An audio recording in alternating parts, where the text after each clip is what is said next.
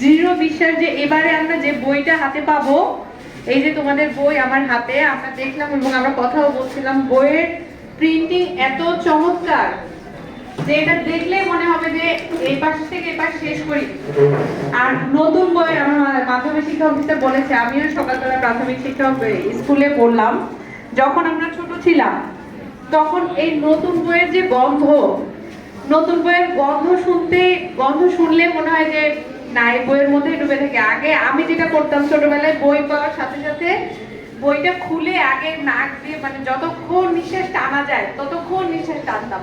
জানি না এটা হাইড্রেটিক কিনা, কিন্তু এই একটা নেশা এখনো কাজ করে। আমি এখনো বই কিনি, এখন গল্পের বই কিনি বা চাকরির বই কিনি, কিন্তু সেই বই কেনা, বই আসার পরে আমার প্রথম যেটা কাজ সেটা হলো যে বইটাকে খুলবো, কিছুক্ষণ নাকের কাছে ধরবো। নতুন বইয়ের গন্ধ কিন্তু আলাদা, মন মাতানো গন্ধ।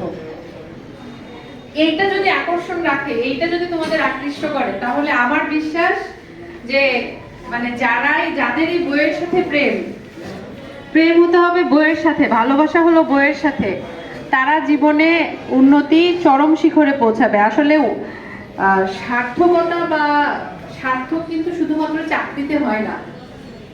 মনুষ্যত্ব, নৈতিকতা, মূল্যবোধ এগুলো কিন্তু মানুষকে পরিমাপের অন্যতম একটা চাবিকাঠি।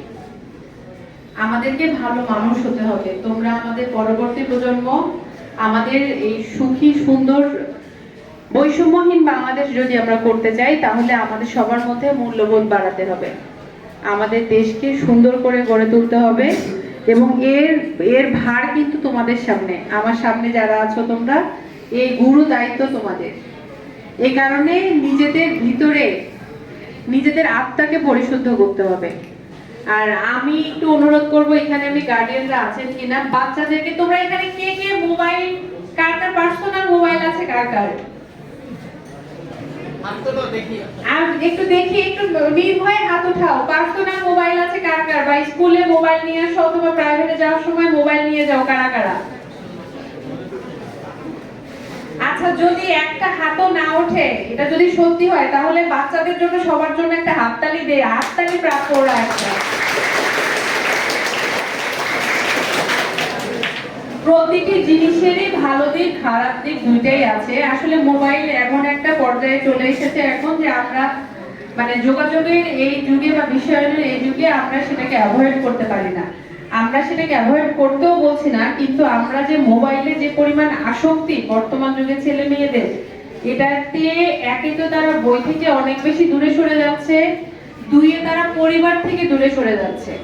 এইরকম অনেক উদাহরণ আছে যে শুধুমাত্র মোবাইল দেখতে দেখতে সে কি খাচ্ছে সেটা নিজেও জানে না, এবং বাসায় যে বাবা মা ভাই বোন দাদা দাদি বা নানা নানি তাদের সাথে যে সম্পর্কের যে বিষয়টা, এই সম্পর্কটুকুও কিন্তু তারা রাখছে না, সারাদিন আছে শুধু মোবাইল নিয়ে।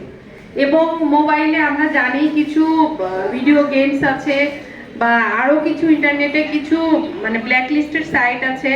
আমরা যদি গার্জিয়ানরা যদি এই জায়গাটায় সচেতন না হই, তাহলে কিন্তু এই বাচ্চারাই ভবিষ্যতে কিশোর গ্যাংয়ের মতো খারাপ দিকে চলে যাবে এবং আমাদের সামনে একটি উজ্জ্বল ভবিষ্যৎ, উজ্জ্বল নক্ষত্র কিন্তু খসে পড়ে যাবে।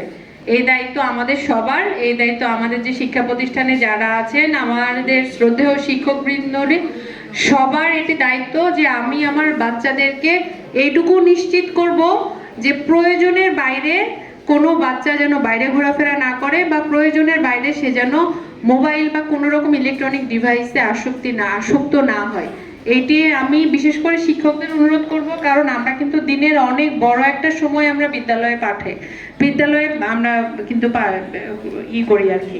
তো এখন বিদ্যালয়ে আমরা যে সময়টা থাকি, এই সময়টাতে যদি আমরা অনেক সময় কিন্তু আমি জানি না, আমি কাউকে মেনশন করছি না, অনেক অভিযোগ পাওয়া যায় যে বাচ্চাদেরা স্কুলে ফোন নিয়ে আসে এবং তারা হয় ওয়াশরুমে অথবা স্কুলের মাঠের এক কোনায় অথবা স্কুল থেকে বাইরে বের হয়ে গিয়ে তারা এই যে দলবদ্ধভাবে এই কোনো একটা ডিভাইসে করছে, বা এভাবে কিন্তু তারা ধীরে ধীরে মানে যেটা অসামাজিক কার্যকলাপ আমরা বলি সেটার দিকে চলে যায়। তো আমরা যেমন আজকে আমরা কি, তোমাদের তো আমি অনেক বড়, আমরা এত বড় হওয়ার পরও কিন্তু আমরা আমাদের শিক্ষককে শ্রদ্ধা করি।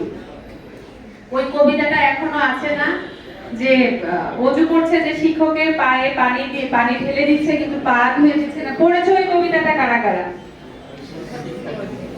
শিক্ষাগুরুর মর্যাদা, হ্যাঁ, এই শিক্ষাগুরুর মর্যাদা আমরা কি এটা সবাই মানি?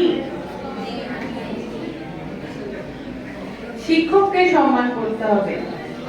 আমরা কিন্তু মা বাবার পরে কিন্তু শিক্ষকের স্থান। আমি তোমাদেরকে অনুরোধ করব, অনেকের কাছেই শুনি যে এখনকার বাচ্চারা শিক্ষকদের সম্মান করে না, কিন্তু আমরা যদি এই জায়গা থেকে বের হয়ে আসতে না পারি তাহলে কিন্তু আমাদের এই জাতি কখনোই উন্নতি হবে না। শিক্ষককে শিক্ষকের মর্যাদা দিতে হবে, এবং তাহলেই, এবং আমিও শিক্ষকদের অনুরোধ করব যে ছাত্রের যে প্রাপ্য মর্যাদা বা স্নেহ, ছাত্রদেরকে আপন করে নিতে হবে। এটা একমাত্র শিক্ষকরাই পারে। আমাদের সময় যখন পড়াশোনা করেছি, কোনো কথা যদি না শুনতাম বা পড়ার টেবিলে একদিন না বসলে ঠিক গিয়ে বাবা মা শিক্ষকদের বলে দিত যে স্যার আপনি যদি বলেন তাহলেই ও একমাত্র কথা শুনবে, কারণ আপনার কথাই শুধু শুনে আর কারো কথা শুনে না।